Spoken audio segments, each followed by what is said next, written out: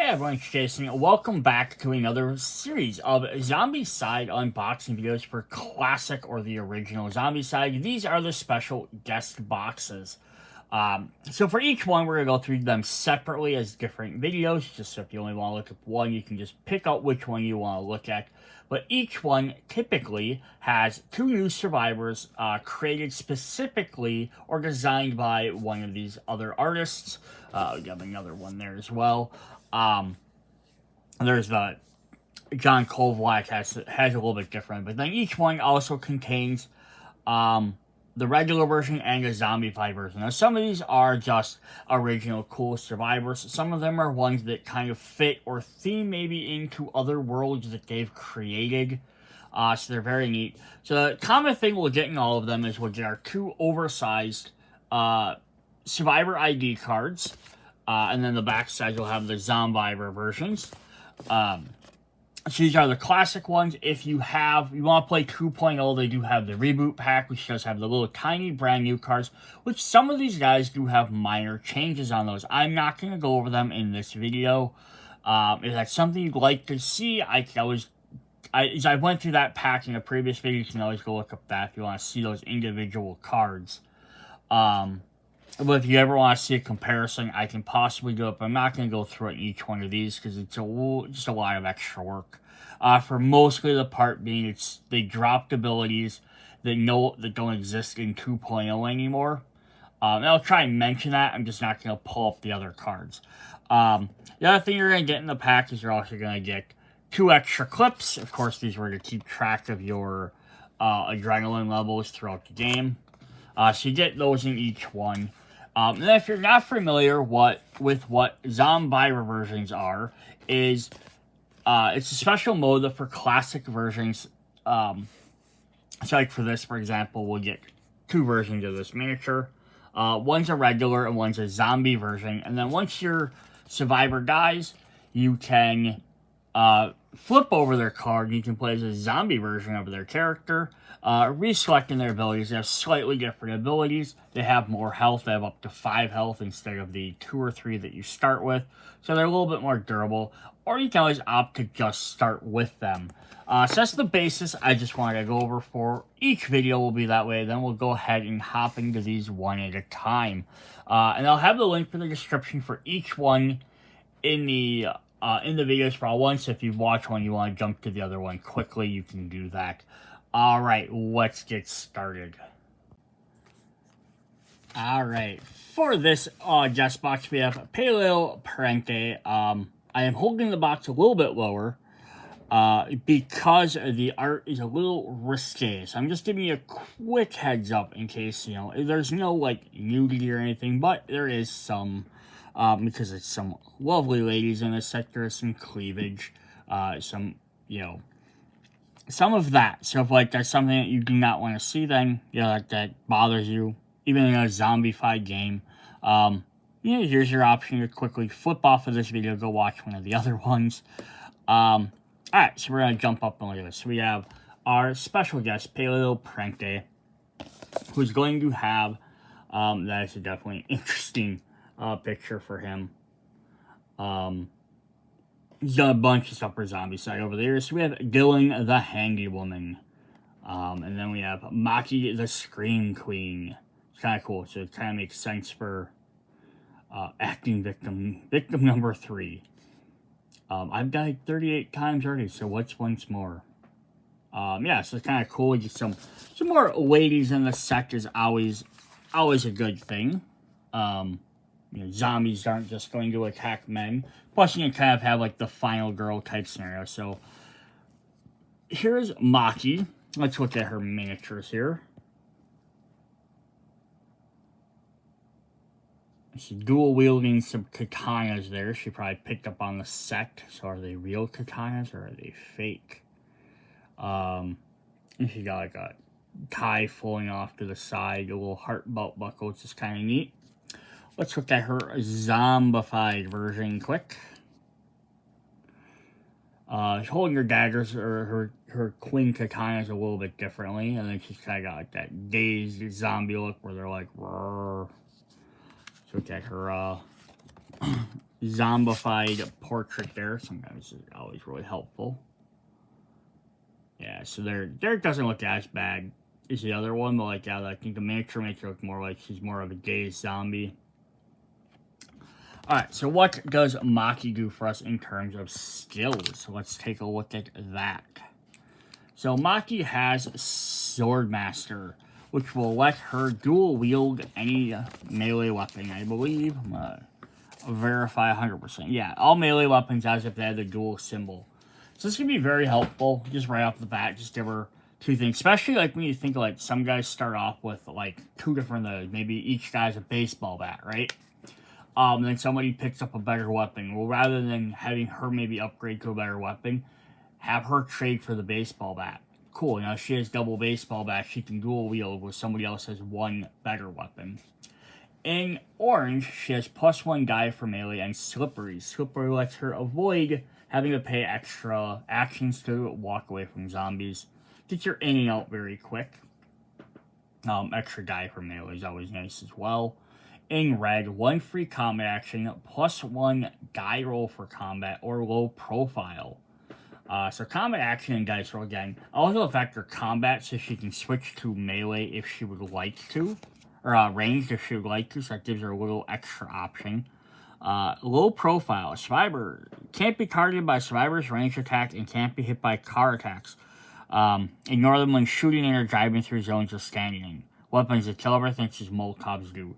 So this is kind of cool for someone who has a bunch of melee stuff, because they can run in and be in the middle, and then you can still have your ranged characters just shoot into that zone and never have to worry about hitting them, which is really helpful.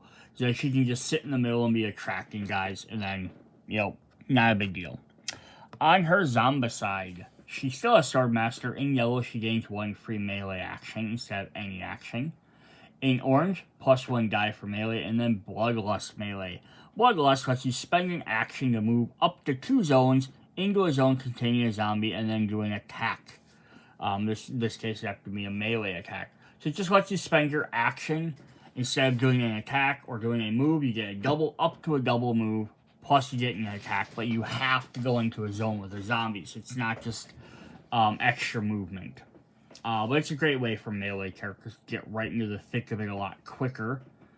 In red, +1 die roll for combat, frenzy combat, and low profile. So she gets frenzy combat now instead. So they gain +1 extra die for each wound they suffer.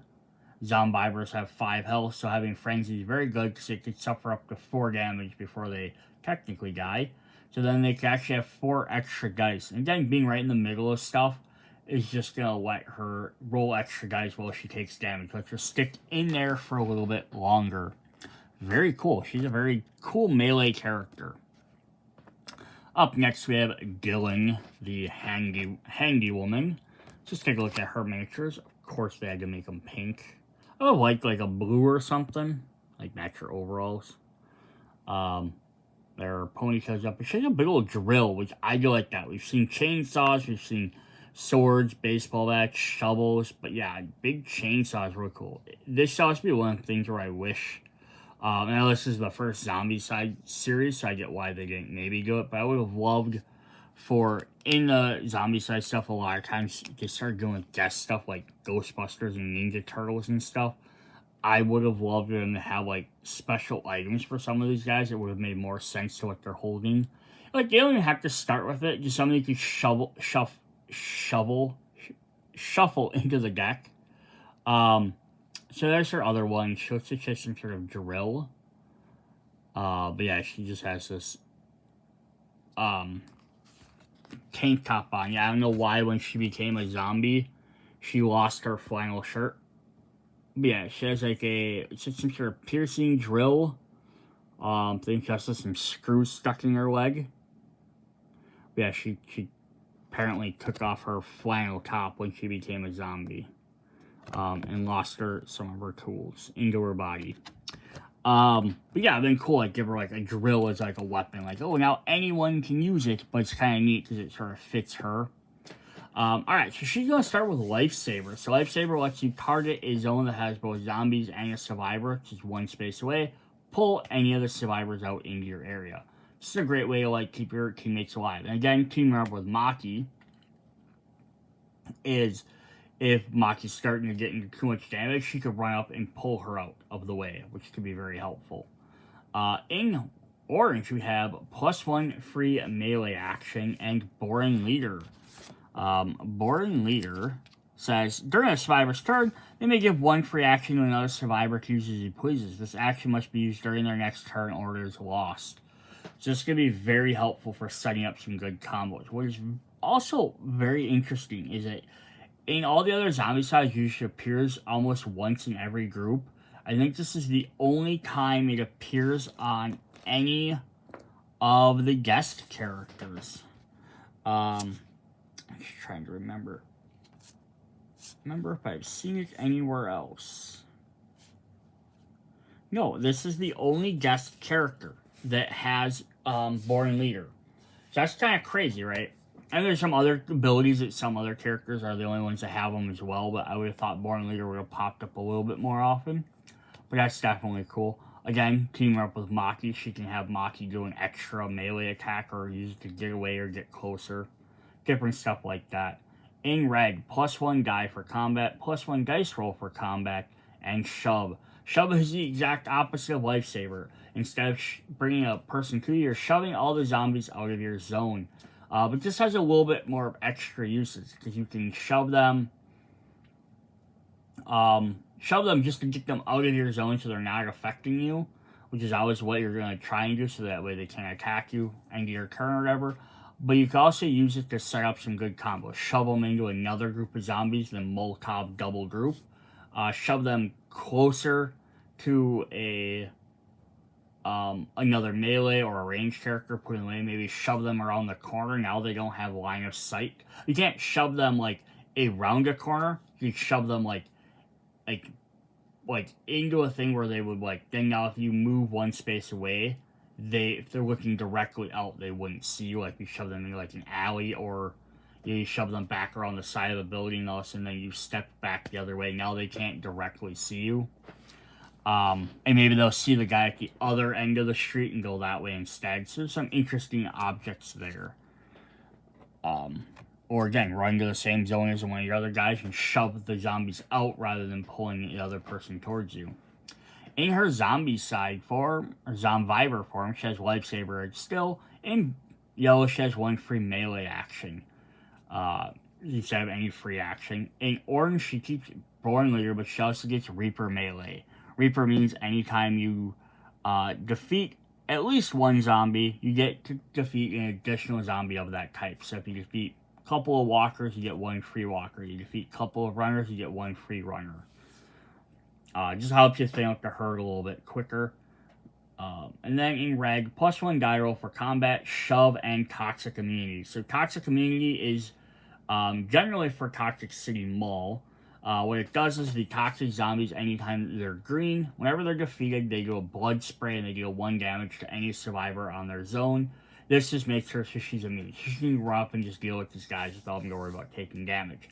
I believe in 2.0 they changed it so these guys usually have tough instead, which lets them avoid 1 point of damage, their first point of damage, which is only fighting 1 zombie. It's the same thing, but if they take out multiple